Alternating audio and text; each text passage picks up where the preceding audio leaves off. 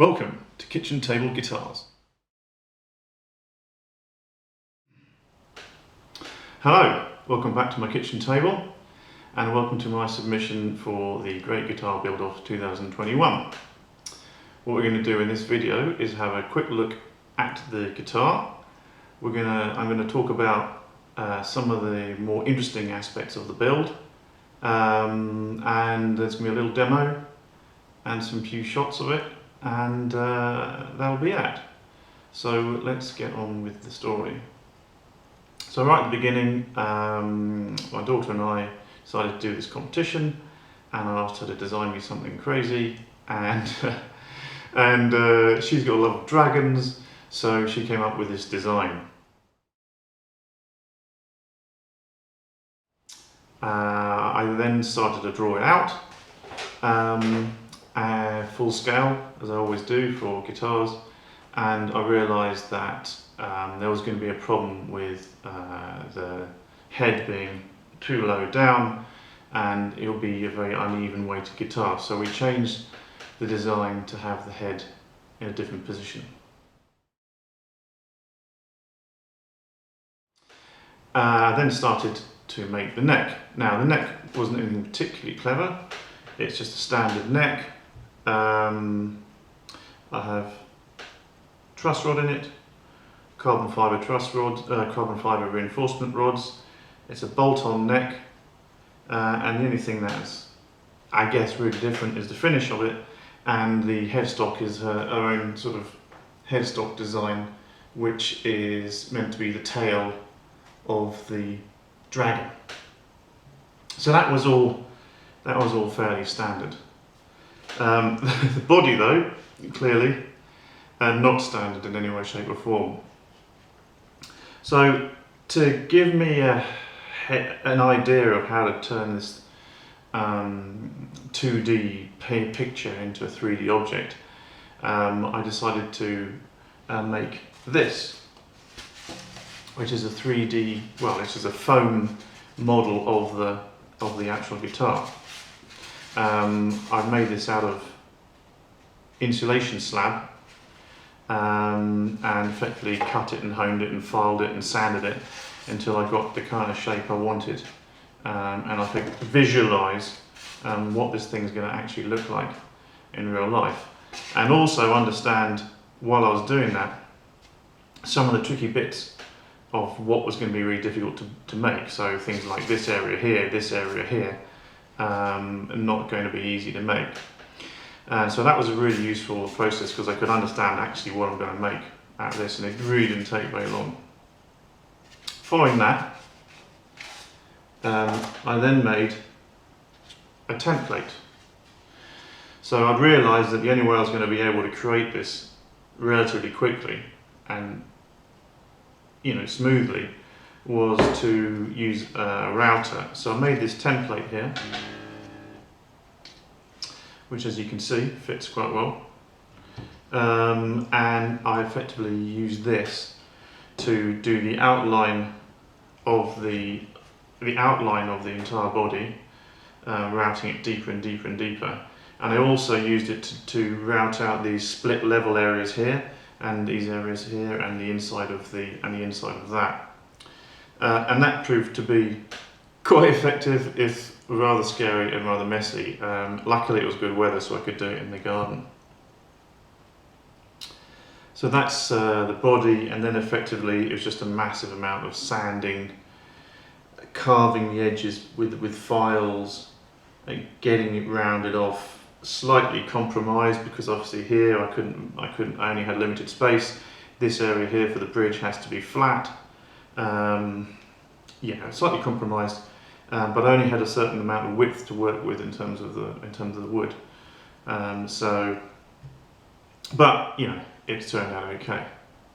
So the head, the dragon head.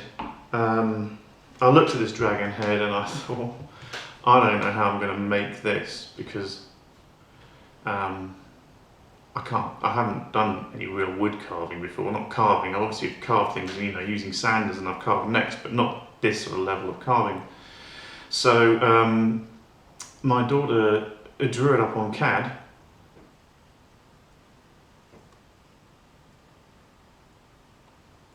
and I then sent it to a 3D printing outfit, and who were amazing. I emailed them the drawing on the Thursday. On the Saturday morning, it had this head complete, and it's really solid. Actually, I was amazed how solid this sort of thing. I had paid extra for it to be as solid as possible, but it was very impressive, and it's really worked out well.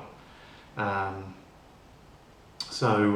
very pleased with the head. It really has got the old mother of pearl eyeball there.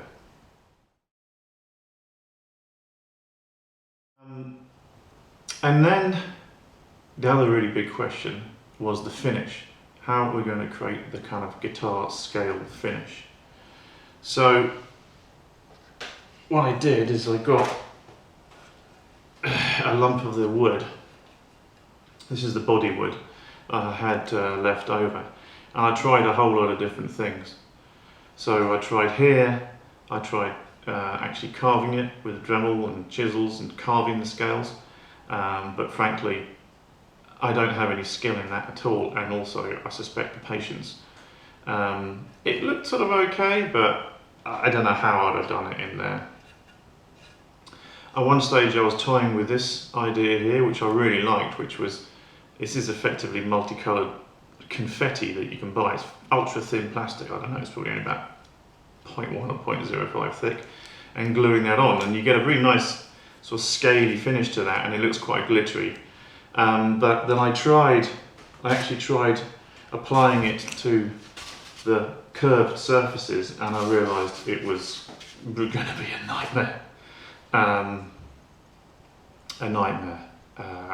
Because you're sticking it all with super glue, and then it would flap about, and you have to cut it all, and I don't know how we'd do it.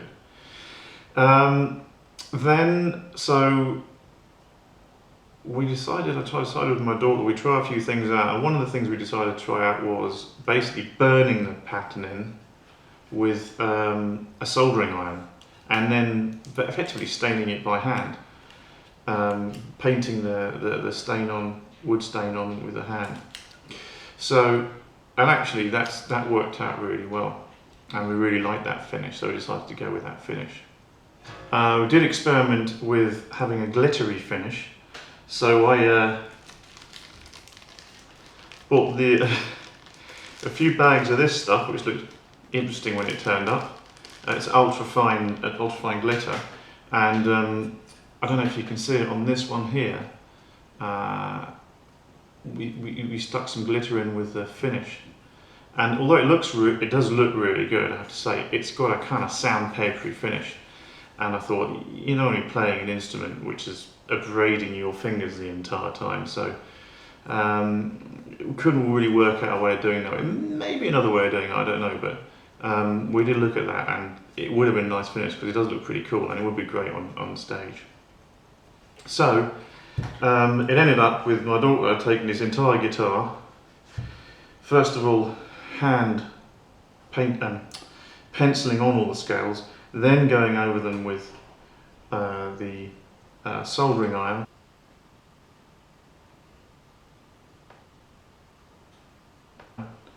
and then hand painting all these scales on, and I got to say,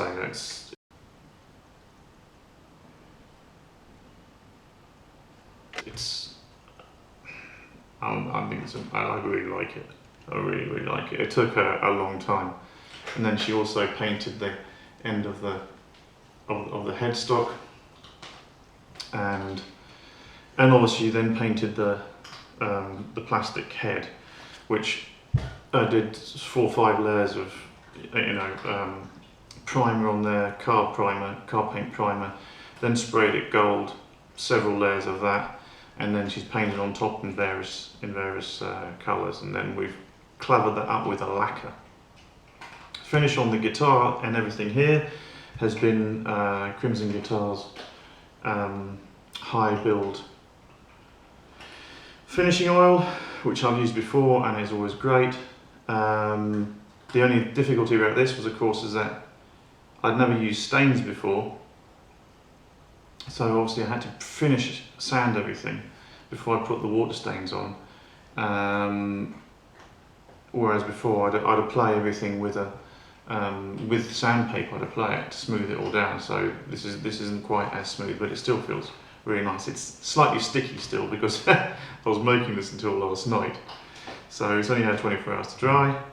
And that's about it. We got tone and volume here, single neck pickup, which is a bass neck pickup, fully adjustable bridge, cavity at the back, which is held on magnets, carbon fibre nut, gold tuners, and a bolt-on neck. So I know it was quite a struggle at the end. Actually, is with all these things you just leave them too late, and so I've been rushing, and I just about got this finished yesterday. So it still needs a full setup on it. It's still pretty sticky because this stuff takes, you know, a week or so to cure. But I'm going to give it a demo so you can hear the sound of it. It sounds pretty bassy, so I'm very happy with it. Okay, here we are. So volume control. So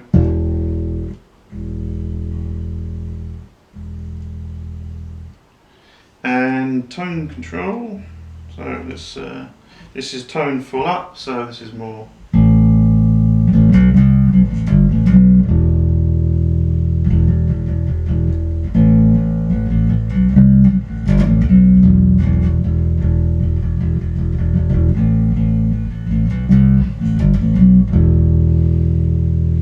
And then if I roll the tone right back down, you get more of a sort of really heavy kind of.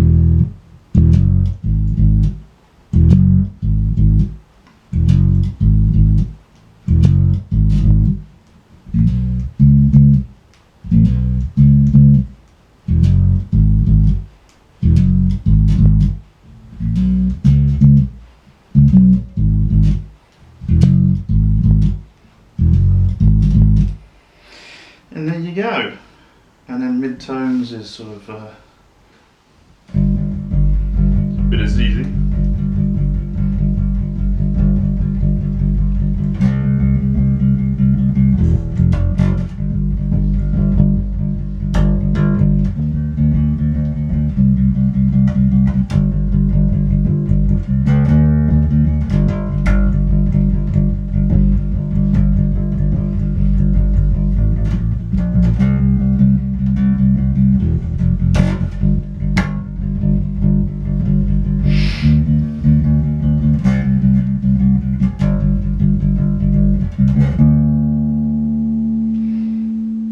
There you go. Sounds like a bass. Plays like a bass. But I need to sort the action out because it really needs a lot of action. But I need to let the whole thing settle down. So there you go. Just want to say thank you very much to everybody at Crimson Guitars and everybody else who's been involved in this amazing competition. Amazing stuff that's been made by everybody else out there. Thank you very much to everybody who's commented on my videos. It really makes the whole thing worthwhile. Yeah, I encourage everybody else who hasn't done it to have a go themselves because it's really such an interesting thing to do.